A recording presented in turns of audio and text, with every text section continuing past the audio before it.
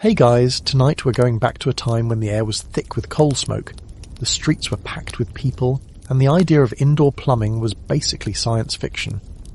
We're dropping straight into Victorian Manchester around the year 1842, a city growing so fast it can barely keep up with its own population, let alone its sewage. It's loud, it's grimy, and yeah, you probably won't survive this. So before you get comfortable, take a moment to like the video and subscribe, but only if you genuinely enjoy what I do here. Let me know your city and what time it is for you right now down in the comments. Now dim the lights, maybe turn on a fan for that soft background hum, and let's ease into tonight's journey together. You arrive just as the sun begins to rise, though the light struggles to reach the streets. The air has weight to it, thick with soot, damp from the River Irwell, and scented with equal parts coal, horse manure and yesterday's waste. You step off the cobbled main road and onto a narrow path, crushed between two towering brick buildings, already blackened by factory smoke. A low haze floats just above the rooftops, catching the morning sun in a sickly orange glow. You're here now, in the heart of industrial England's fastest-growing city. Welcome to Manchester. The street is alive, not in a warm or romantic way, but in the way of something overripe. People stir in doorways, children cry somewhere close by, and someone is already shouting about bread. You notice that the buildings, though tall, are crumbling in places. The wood of doors and window frames is swollen from the ever-present damp, and bricks are loose under your feet. The year is 1842, and Manchester is a contradiction in motion. At its heart, it's the engine room of the British Empire. Factories here produce more cotton goods than anywhere else on earth. But for every booming mill and new train line, there's a tenement stuffed with coughing children and rain-soaked bedding. You're walking the fine line between glory and grime. Within moments, your boots are splashed. The gutters run with something brownish, and you don't want to guess what. Most homes here share one outdoor privy between dozens of tenants, and waste collection is more of a theory than a service. As you glance down an alley, a rat, bold, plump, and disturbingly calm, strolls across your path like it pays rent. The city grew too fast. That's the official excuse. In just a few decades, Manchester went from a market town to a roaring industrial hub, attracting tens of thousands of workers from across Britain and Ireland. There was no time to plan, no zoning, and no mercy for the poor. Housing popped up wherever land was cheap, which usually meant flood-prone lowlands and areas boxed in by canals and smoke-belching factories. You're just a few blocks from Deansgate, one of the city's main arteries, but already the terrain shifts. The buildings close in. The light dims further. You're in a court, one of the slum configurations designed less like a neighbourhood and more like a trap. These are enclosed spaces surrounded by houses on all sides, accessible by one narrow passage barely wide enough for a cart. Once you're in, you're sealed off from sight, sound, and often help. A man pushes past you, muttering something under his breath in a thick Lancastrian accent. His boots are cracked, his coat patched. A young girl with straw-coloured hair holds onto his coattails, barefoot despite the October chill. She stares at you briefly, her face pale, lips bluish, before they disappear down a set of steps leading to a basement room. You didn't realise until now that people actually live down there. Basement dwellings, or cellars, were some of the worst accommodations Manchester had to offer, and they were common. Damp year-round, with poor ventilation and no sunlight, these homes bred disease and despair in equal measure. The mortality rate in Manchester's working-class districts hovered dangerously close to the level of an active war zone. In some neighbourhoods, more than 50% of children died before the age of 5. Let that sit for a second. You hear a sudden cough, deep and rattling, from an upper window. The woman leans out and spits into the gutter, barely missing a scurrying dog below. Phlegm, unfortunately, is just part of the soundtrack here. Tuberculosis is rampant. So is typhus. Cholera? Oh, absolutely. It's the disease buffet. And with no organised sanitation and shared water pumps located suspiciously close to cesspits, outbreaks are just part of the rhythm of life. Despite all this, people live here. They work. They laugh sometimes. They even fall in love somehow. In the middle of this constant pressure cooker, there's an incredible grit. You'll come to notice that Manchester's poorest citizens aren't passive victims of their conditions.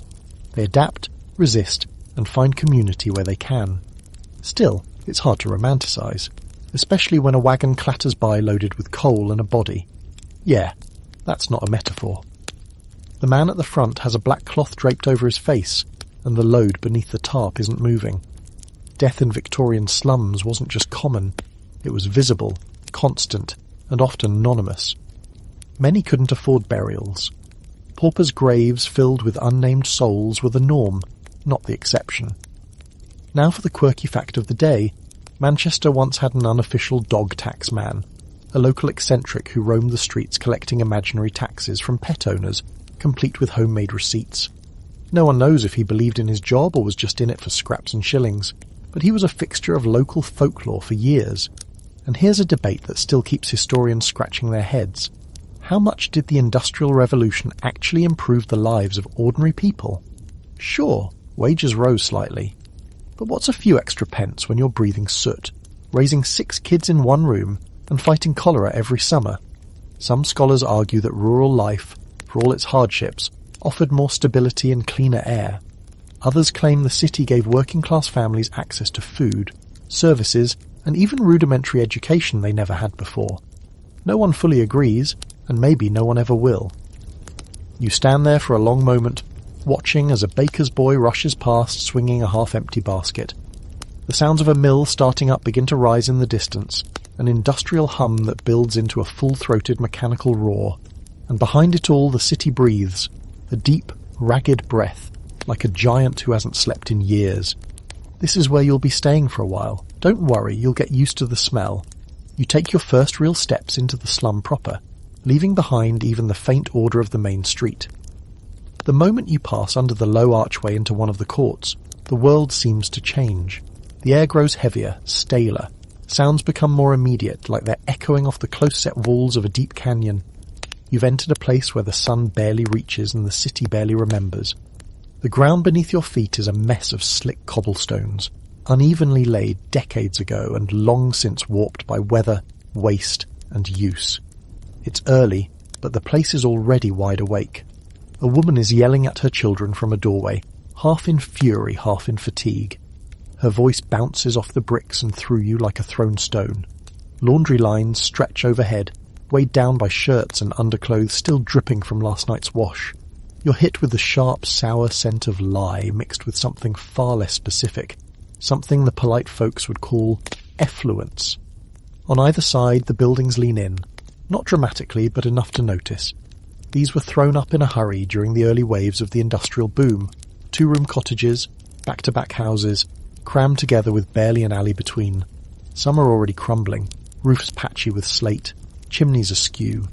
The cracks along the walls don't just look unsafe, they are unsafe. Collapses happened. Not frequently, but not rarely either. A child darts past you without warning, barefoot with a slice of bread clenched in one grubby hand. Her clothes are basically rags. Her feet slap the cobbles as she disappears around a corner laughing. Another kid follows, then another. You realise with a start that there are more children here than adults. Kids on steps, in windows, tucked into doorways. Some look like they're playing. Others just sit still and stare. The noise is incredible. It's not the roar of the factories, though you can still hear that in the distance, but the clatter of many lives packed tightly into a space that can barely contain them. Voices argue, laugh, shout. Metal clinks. Somewhere, someone is playing a fiddle wildly out of tune. Above it all, the slow, wet slap of a woman scrubbing something against a washboard. It's chaotic, but not hostile, just loud. You pass a narrow alley branching off from the court, barely wide enough for one person. It smells worse in there, and you hear the slow dribble of something leaking. Maybe from a privy, maybe from a rain barrel, maybe from somewhere much worse. You wisely choose not to investigate. Near a small pile of broken crates, you find an older man sitting on a stool that looks like it's held together with prayer and hope. He's smoking a clay pipe and staring into space like it owes him money. His face is a roadmap of creases, his hands too large for his arms, scarred and blistered from years in the mills or the brickyards or both. He nods at you but doesn't speak. He doesn't have to. His face tells the whole story. You get the distinct impression that nobody here is really alone, even if they're by themselves. The slum is a web. Families, neighbours, landlords, debt collectors, street vendors, and the occasional rat, all tangled together in a tight mesh of survival. You pass a window propped open with a spoon. and see a mother rocking a baby with one foot while kneading dough with both hands.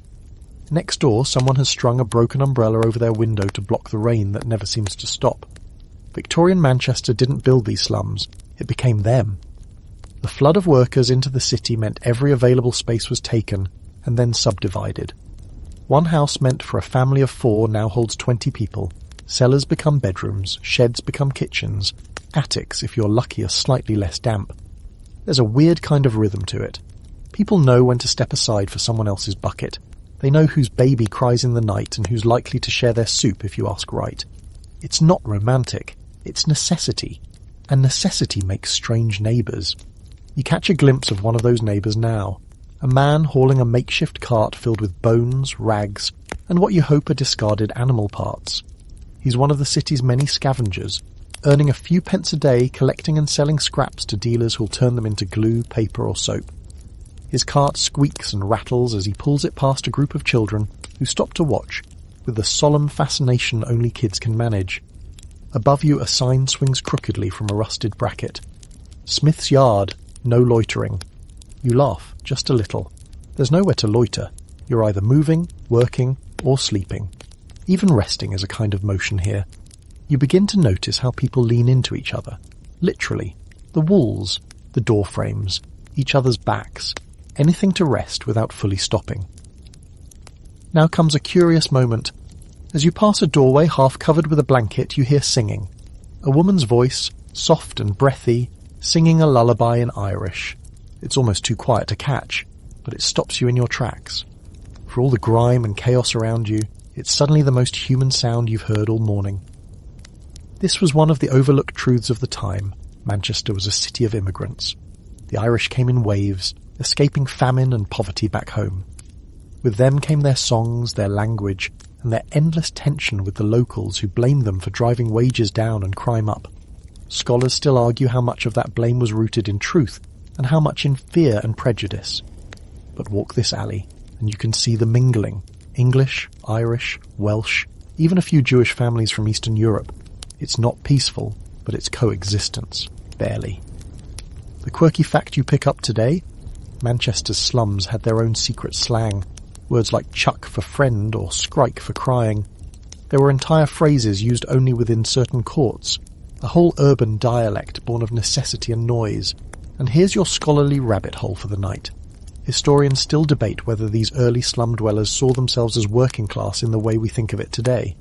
Some argue the idea of a shared identity among labourers didn't fully emerge